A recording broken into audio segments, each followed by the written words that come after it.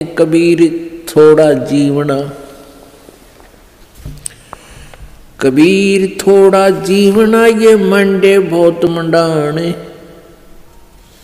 सभी उबा पंथ सिर ये राव रंग सुल्तान।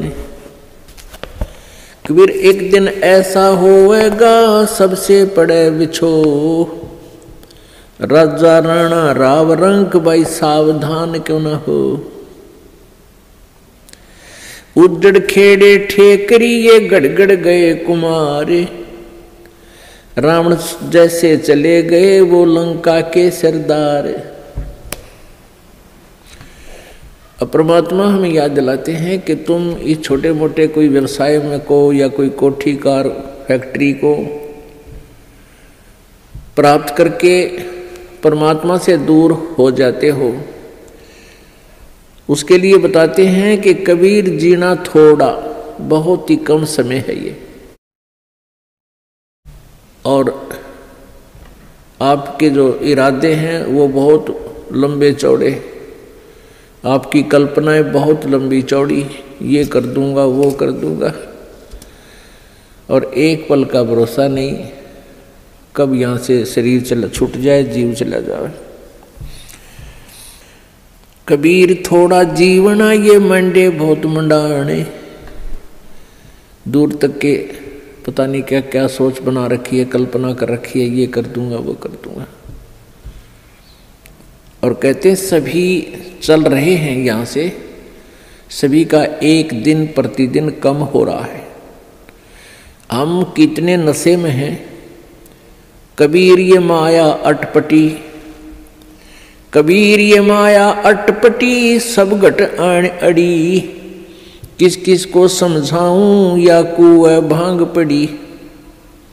इस काल भगवान ने ये त्रिगुणमयी माया, रजगुण ब्रह्मा, सतगुण विष्णु, तमगुण शिव जी के द्वारा ये आप जी को यहाँ उलझा रखा है, इस माया जाल में फंसा रखा है। ब्रह्मा जी के रजोगुण माया के आधार से आप जी संतानों उत्पत्ति करते हो, यहाँ के ठाठ बाट की चाह करते हो, और विष्णु जी के सतोगुण की माया के प्रभाव से आप जी यहाँ एक दूसरे में ममता मोह के माध्यम से जुड़े हुए हो, जकड़े हुए हो। तो पर आप जी के हमारे ऊपर इतना जबरदस्त दबाव है कि हमें कुछ भी दूर तक का सूझता नहीं, हमें होश नहीं है। इस त्रिगुणमयी माया की भांग का नशा हमारे ऊपर इतना प्रभावित है कि हमें अपनी मौत दिखाई नहीं देती।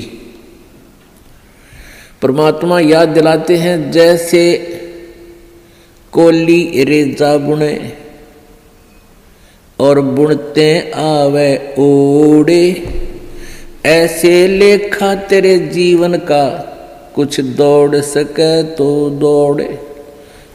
जिस प्रकार पहले, आजकल तो फैक्ट्रियां बन गई, ये मशीन ऐसी आ गई जो कपड़े फटाफट बुन देती हैं। पहले हाथ से कपड़ा बुना करते थे, लंबे लंबे धागे बांध लिया करते थे, उसको खड्डी बोलते थे,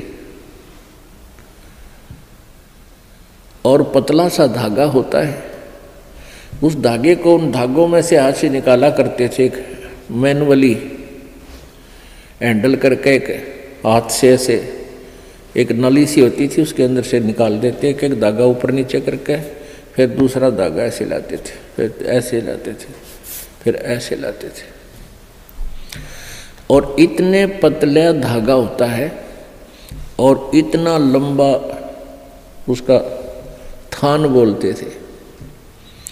एक बहुत लंबा थान लगभग 50-60 फुट का वो तैयार हो जाता है। यानी उस पतले से धागे से बार बार ऐसे चलने से वो अंत आ जाता है, वो कब थान इतना लंबा पूरा हो जाता है, उसका एंड हो जाता है।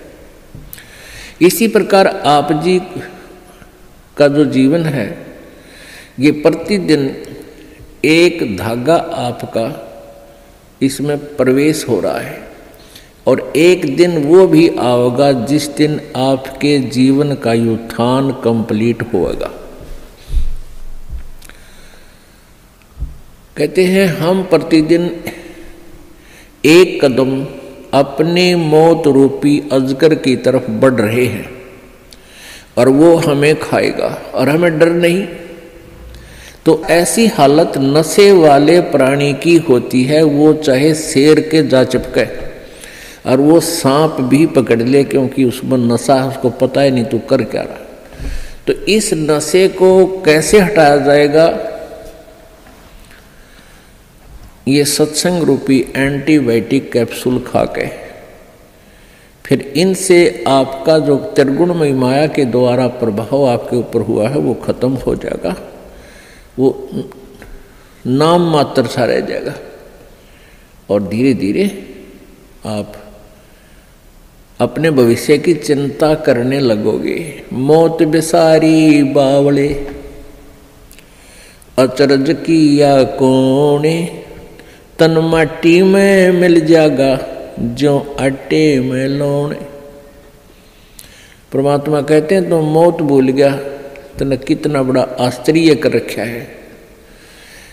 एक बार यक्ष ने युधिष्ठिर जी से प्रश्न किया था कि इस संसार में सबसे बड़ा आश्चर्य क्या है? युधिष्ठिर जी ने उत्तर दिया था कि सबसे बड़ा आश्चर्य ये है कि प्रतिदिन हम अन्य व्यक्तियों को मरते हुए देखते हैं और अपने नंबर की चिंता कती नहीं। यहाँ भगवान बंदी छोड़ कबीर साहिब जी कहते हैं कि मौत बेसारी बावड़े तन अचरज किया कौन, और ये तन माटी में मिल जाएगा जो आटे में लौण। आपका कितना सुंदर शरीर, जिसके लिए आप इस मानव शरीर को स्वस्थ रखने के लिए, इसके प्रोटेक्शन के लिए, इसको जीवित रखने के लिए हम सारा जीवन लगा देते हैं।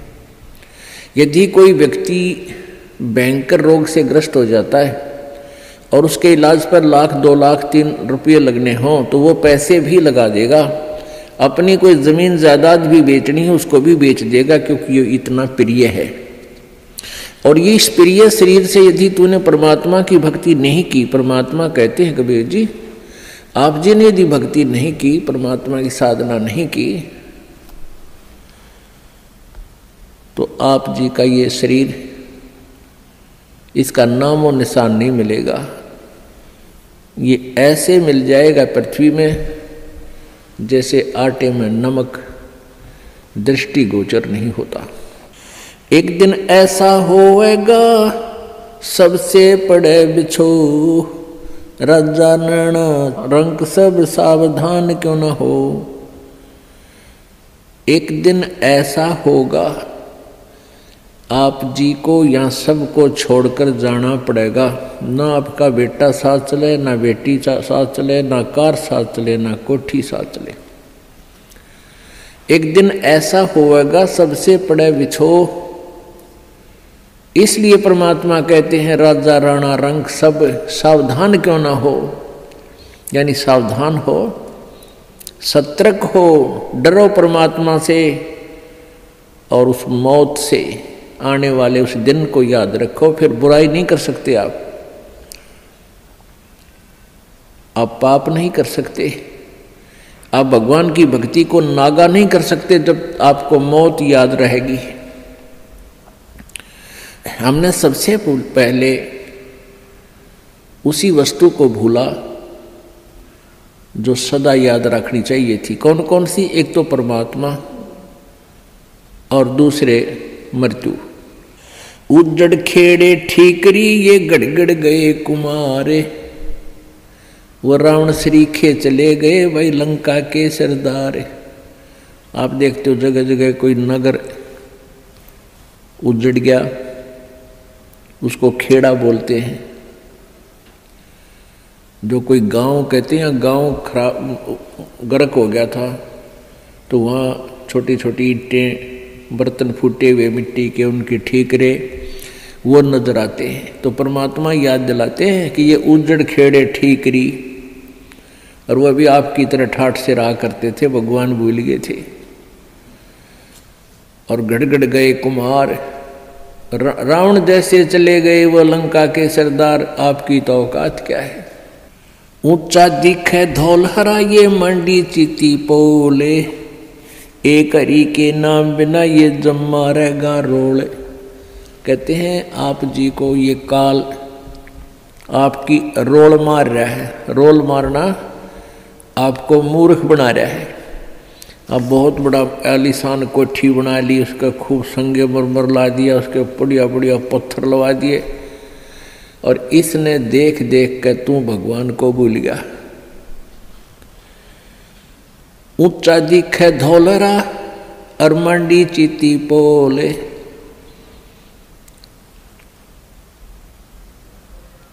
एक हरि के नाम बिना ये जम्मा रहे रोल।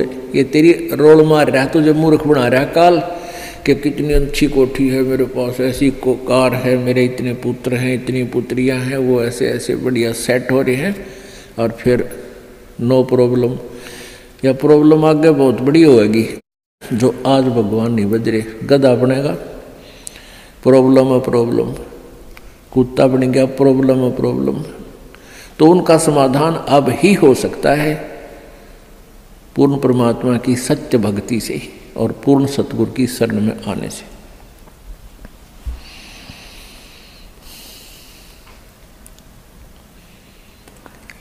कबीरा देवल ढह पड़ा ये ईंट वही संघार, कोई चे जा रहा चुनिया मिला न दूजी बार। कहा चुनावे मैडिया ये चुना मटी लाए, मौत चुनेगी पापड़ी तन दौड़ कलेगी आए। परमात्मा कहते हैं, भगवान कबीर जी कहते हैं कि भक्ति के बिना आपके ये लंबी लंबी कोठियां बनाने लग रहा है, और यह मौत पापड़ी तन एकदम झपट्टा मार के ले जाएगी, और ये कोठी तेरी यही रह जाएगी। रोहतक के अंदर एक व्यक्ति सेठ, उसने काफ़ी स्थान बहुत अच्छी जगह पर परचेज किया। वो पुरानी दुकान सी थी, उन सबको फोड़ फाड़ कर बहुत बढ़िया एक बहुत लंबा चौड़ा बनाने लग गया। वहाँ पर मार्केट बना रहा था, और उसको ये था कि इसमें लाखों रुपए महीने की इनकम होगी।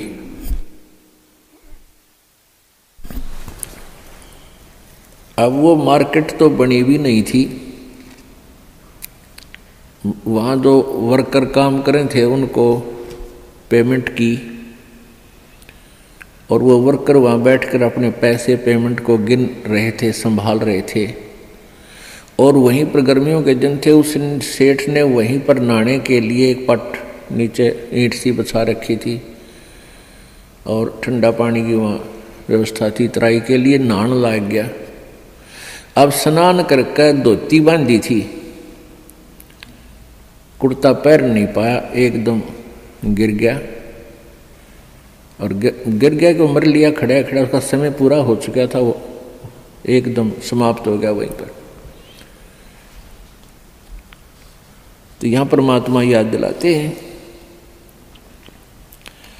कहाँ चुनाव है मेडिया मतलब बड़े बड़े कोठियाँ, और चुना माटी ला, और मौत चुनेगी पापी तने दौड़ के लेगी आ।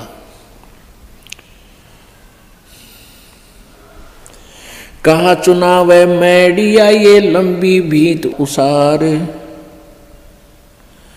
घर तो 3.5 हाथ भाई घना तो 4.25। परमात्मा कहते हैं कि क्यों लंबी लंबी कोठियाँ, एक कोठी में 6 कमरे, फिर डबल सटोरी, फिर ट्रिपल सटोरी।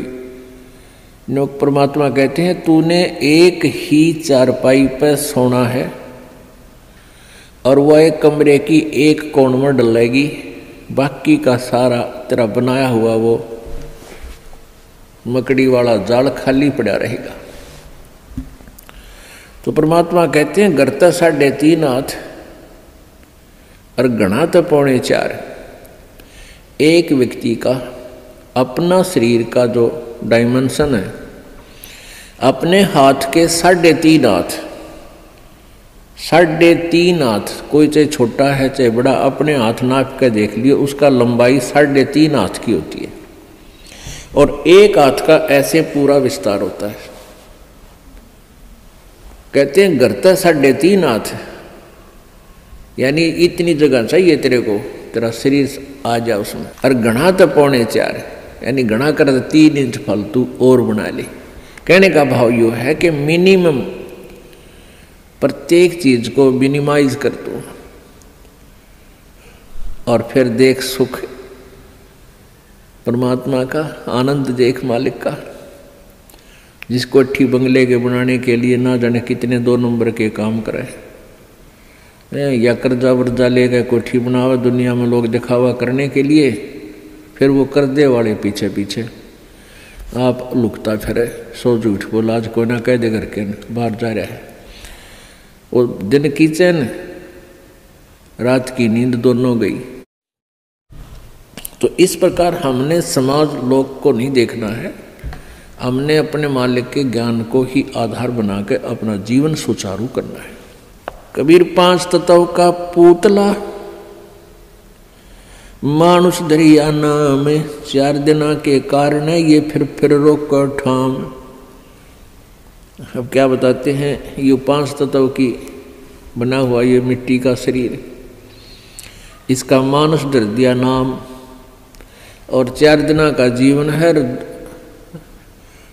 पता नहीं कहाँ कहाँ पर कोठी बनाता है, गुड़गांव में एक प्लाट ले लिया, हिसार में एक बड़ा बड़ा मकान ले लिया, जींद में अर्बन स्टेट में कोठी ले ली।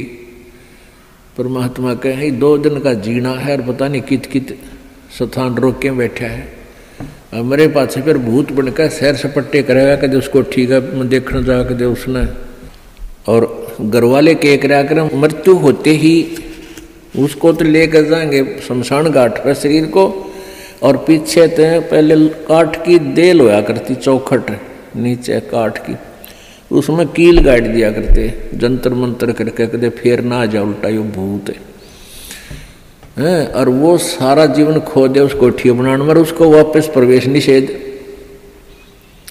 देखिए बूंदी बन रही हमारे साथ, क्योंकि हमें ज्ञान नहीं मिला, हमें तत्वदर्शी संत नहीं मिले जो यहाँ से हृदय हटा दे।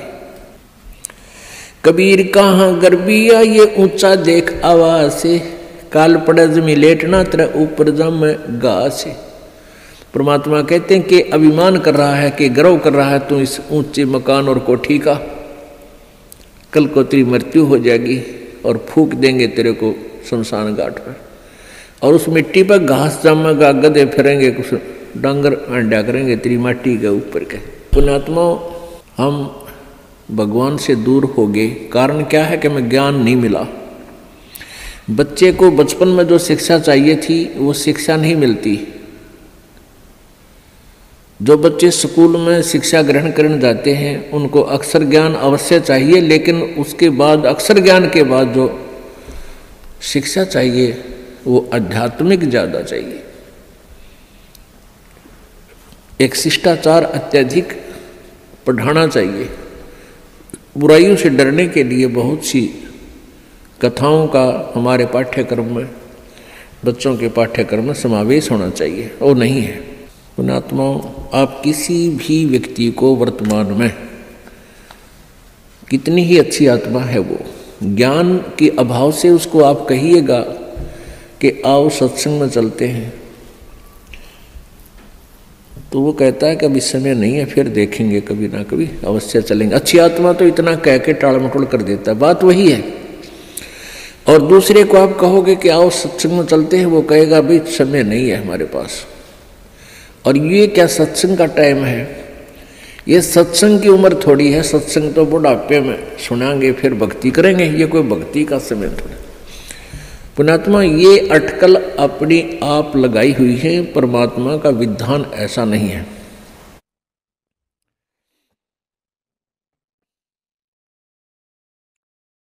अब परमात्मा क्या बताते हैं, कबीर कहाँ गर्भियो ये काल गह करके से, न जाने कित मारेगा यो के घर के परदेश। पिछले वर्ष सन 2010 की बात है। यहाँ इसार का एक डॉक्टर, बहुत सुप्रसिद्ध डॉक्टर आँखों का, और बहुत पैसा उसके पास, अपने पुत्र का एडमिशन कराने के लिए गाड़ी में जा रहा था, पुत्र, उसकी पत्नी और वो स्वयं, और रास्ते में दुर्घटनाग्रस्त हो गए, तीनों की मृत्यु होगी। आज शेष बचे हुए कोई भी उस परिवार के सदस्य से आप जाकर कहिए कि आओ सत्संग में चलते हैं, वो भी कहेंगे समय नहीं है हमारे पास। अन्य किसी डॉक्टर से आप जाकर कहिए कि चलो सत्संग सुनो कुछ देर, वो कहते नहीं मेरे पास तो मरीजों की लाइन लगी हुई है, मेरे पास समय नहीं है। तो एक डॉक्टर लाइन नहीं, किसी को भी आप कहिए जाकर के। पुण्यात्माओं, इसका कारण क्या है कि हमें अध्यात्म ज्ञान बिल्कुल नहीं, आध्यात्मिक ज्ञान के बिना हमें डर नहीं हो सकता, चिंता नहीं बनती, और जब तक हमें परमेश्वर की महिमा का ज्ञान नहीं होगा तो हमें रुचि नहीं बनती। अब हमारे को जो ज्ञान दिया गया बचपन में, यही दिया गया कि उसके लड़के ने कोठी बना ली, वो डॉक्टर लगा हुआ था, प्राइवेट क्लिनिक है, 2 कोठी बना दी, कार ले ली। अब जितने भी बच्चे डॉक्टरी कर रहे हैं, ट्रेनिंग कर रहे हैं, उनका मूल उद्देश्य, टारगेट यही हो जाता है मैं कोठी बनाऊं और कार लूं। यदि हमारी एजुकेशन में ये आध्यात्मिक ज्ञान अत्यधिक प्रवेश हो तो उन बच्चों का ये टारगेट ना रहे, और वो बिल्कुल बहुत जायज़ फीस ले, जायज़ काम करें और बहुत ही सस्ता ट्रीटमेंट करें, भगवान से डरने वाले होंगे। अब तो रोगी मर गया, ट्रीटमेंट के अंतर्गत अपना हिसाब बना कर देंगे, हमारा पूरा हिसाब दे जा, पैसे दे दो, ये एडवांस जमा करा लेते। बात ये नहीं है कि पैसे ना लो, पैसे तो उनके लगे हैं, देने भी चाहिए, लेने भी चाहिए, लेकिन 1 के 20 नहीं लेने चाहिए, 1 के 100 नहीं लेने चाहिए, और वो 1 रुपये की चार्ज के 100 लेते हैं। और फिर कहाँ ले जाते हैं, यही छोड़ जाते हैं। परमात्मा कहते हैं इस माया के कारण फिरा देश प्रदेश। अभी पीछे समाचार पत्र में आया हुआ था, हरियाणा अंबाला का रहने वाला एक लड़का इटली गया हुआ था, वहाँ से वापस आया, क्योंकि वहाँ यहाँ की बजाय, हिंदुस्तान की बजाय वहाँ अधिक पे मिलती है, तनख्वाह मिलती है, रोजगार के लिए वहाँ गए, अच्छा पैसा लेकर आते हैं वहाँ से। तो फिर वो अपने परिवार को लेकर के गाड़ी में, उसका अपना परिवार 3 सदस्य, एक पुत्र 2 हुए, और एक भाई की पत्नी और उस भाई का बच्चा, वो 5 जावे थे पीर पूजन, पीर की पूजा करने। और उस पेपर में लिखा, समाचार पत्र में लिखा हुआ था कि वो एकदम इतनी ऊंचाई से गुजर रहे थे कि वहाँ से गाड़ी पलट गई और 50 फुट नीचे तालाब में गिर गई, वो 5 मर गए। पुण्यात्माओं, हम भूल जाते हैं कि ये घटना उसके साथ घटेगी, हमारे साथ नहीं घटेगी। हमारे साथ ऐसी नहीं घटेगी तो कोई और तरह की घट जाएगी, यानी काल ने तो हमारे को यहाँ से जो उसने समय निर्धारित किया उसी दिन उठा लेना है। एक भक्त बता रहा था कि मेरे मामा के 5 लड़कियां और मेरी मामी भात न्योतन जावे थी, 3 लड़कियों की शादी इकट्ठी। भात न्योत का वापस आवा थी, रोहतक के बस स्टैंड पर खड़ी थी। अब जिसकी 3 बेटियों की शादी, उसको किस प्रकार की चिंताएं कहाँ से विचार व्यक्त कर सोचती रहती है। बस स्टैंड पर खड़ी थी बस की इंतज़ार में, और एक बस बैक होकर अपने स्थान पर लगी थी, वह थोड़ी सी टेढ़ी होगी। पीछे एक पोल खड़े थे, पुराने बस स्टैंड की बात है। पोल उस खंबे बीच और बस बीच आ गई एकदम। उसने उसको जानने को नहीं, तू कहाँ खड़ी है, गाड़ी आन लग रही है तेरे बैक में, आगे। आध घंटे में वही तड़प कर मर गई। अब पुण्यात्माओं कहते हैं, और बात तेरा काम नहीं आवे, संतों शरण लाग रे, और केसो व गफलत में बंदे जाग जाग न जागे।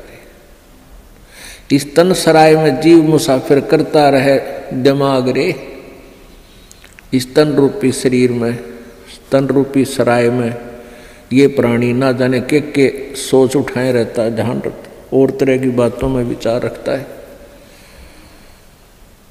और रात बसेरा कर ले डेरा, तू चले सवेरा त्याग रे। हमारा जो शरीर है, अब इस सराय रूपी शरीर में हम सारी एक रात काटने के लिए विराजमान हैं, और सवेरा उस समय होगा जब आपकी मृत्यु हो जाएगी, फिर सुबह हो जाएगी, फिर चलो चलो होगा यहाँ से। तो इस पूरे जीवन को एक रात्रि बताया है और मृत्यु को आपकी सवेरा बताया है। इन सब बातों को याद करके आप जी ने परमात्मा में रुचि बढ़ानी है। कबीर परमेश्वर जी यही बताने के लिए आए थे, और इस सच्चाई से परिचित होकर ही हम भगवान से डरेंगे और भक्ति करेंगे, बुराइयों से भी बचेंगे।